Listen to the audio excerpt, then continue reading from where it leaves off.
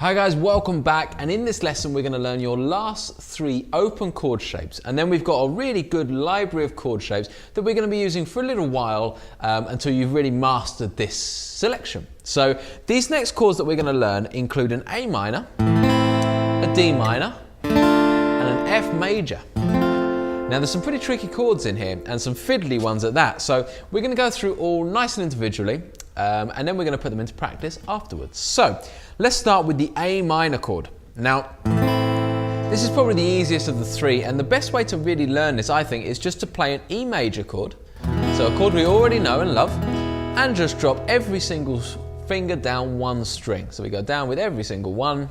Now we start from the A string, and that is an A minor chord. Okay, so it's a really cool shape you're already going to be familiar with, so this should be a piece of cake really, but I'll go through it. It's the 2nd finger on the 2nd fret of the D string, 3rd finger on the 2nd fret of the G string, and 1st finger on the 1st fret of the B string, and then an open E string. Okay, so assuming you've been practicing the E major up to now and you've got that one pretty good, the A minor will be exactly the same, and you should just be able to get that just as clean as the other one. So we won't spend too much time on that. So there's our A minor chord. That's your first chord to learn. Now next up we've got D minor. This one is a bit more fiddly. Now there's a couple of ways to play this, and we're going to start like this. Okay. So what we've got here is an open D string, just like the D major. The D minor starts from D. Okay. Then we've got my 2nd finger on the 2nd fret of the G string. Okay. Followed by 3rd finger on the 3rd fret of the B string, and then my 1st finger's right back here on the 1st fret of the E string, giving us this sound. Okay, now in terms of problems that might arise here, it's similar to the problems that come about when you try and do C major, simply that stretching this far between each finger can be really hard. Okay, so quite often you'll find that the problems occur in that this 3rd finger is back here, okay, and this one down here is just not ringing out at all because this one is blocking it off. Okay, so there is your main issues that are probably going to be arising. So what I do is, again, I just try and stretch that one across like that, and again get the thumb nice and at the back of the neck if you need to create a big bridge. As you've seen from me, you might also find that by bringing the thumb over creates a little bridge in itself, a slightly different kind of bridge. So you get more of a bend on this joint here. So you might actually prefer like that. That's totally your call. That's something that per guitar player, 50% play like this and 50% like this. So it's absolutely whatever you feel is easiest. Now, for me, the absolute crucial part of this chord, and for everyone really, is this note here. Because this note is called the flat 3rd, the minor 3rd. That's the note that makes this sound minor.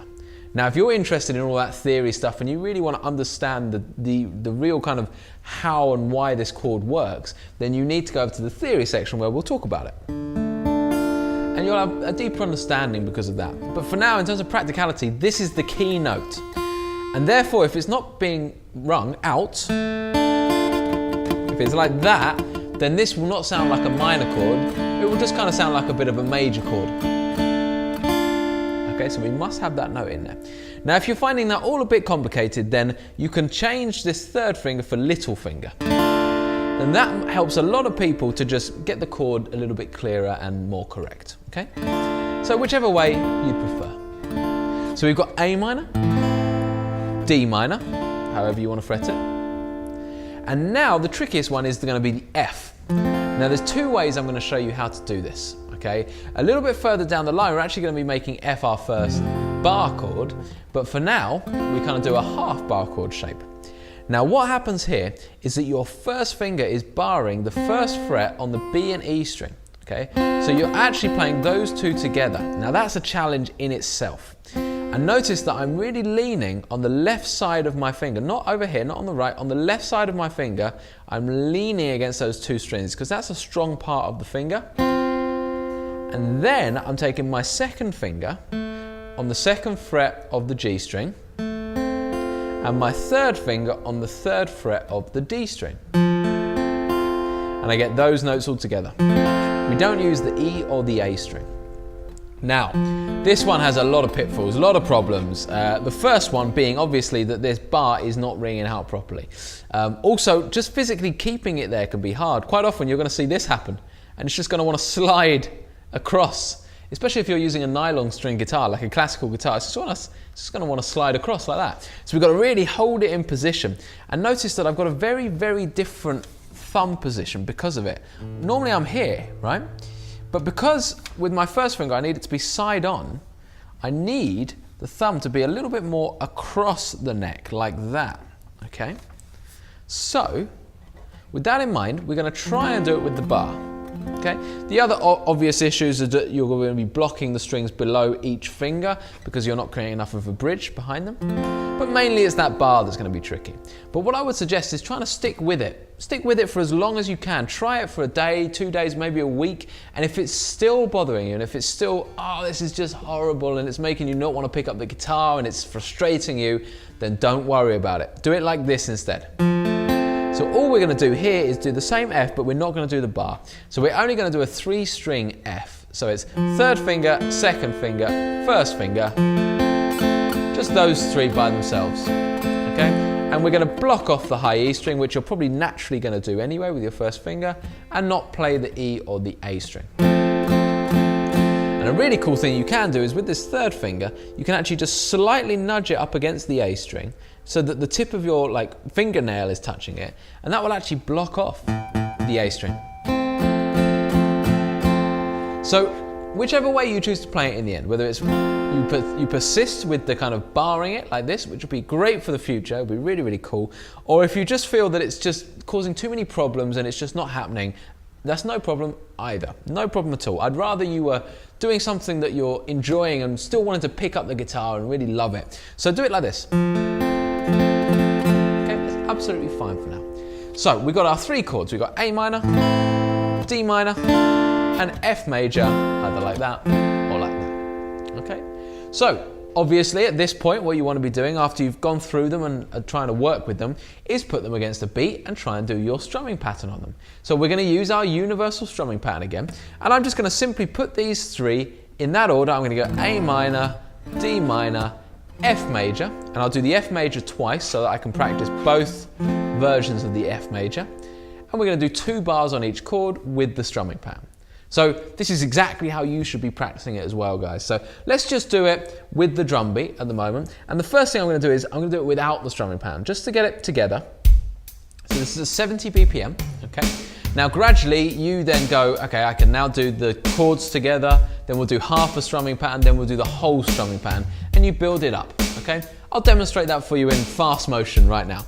So we're going to start like this, 3, 4, 1, 2, 3, 4, 1, 2, then to the D minor, 2, 3, 4, 1, 2, then whichever F major you want to do. For now I'm going to practice both of them. So there's the one with the bar, and then this bar I'm going to do the other F, 2, 3, 4. Now let's pretend you've done that over and over again. It's really good. Now I'm going to do half my rhythm pattern, down, down, up. So the first pattern we learn.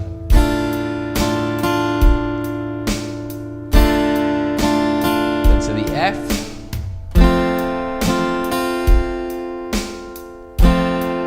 Then the other F. You stick to whichever one you prefer. Now A minor, full strumming pattern. This is only once you've done a lot of practice.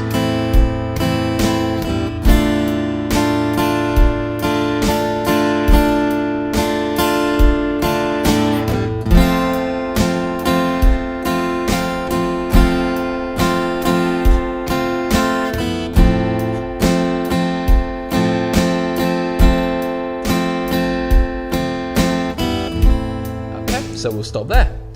All right, so obviously I just did it in super fast motion, but if I was you and I was practicing right there with you as a student, I'd do just the 1 strum for 5 minutes, then I'd get you onto the second, to the down, down, up, and then only if you could do both of those and you were comfortably moving through the chords, then we'd do the universal strumming pattern, and then you're ready to kind of tackle the next lesson and the next song as well.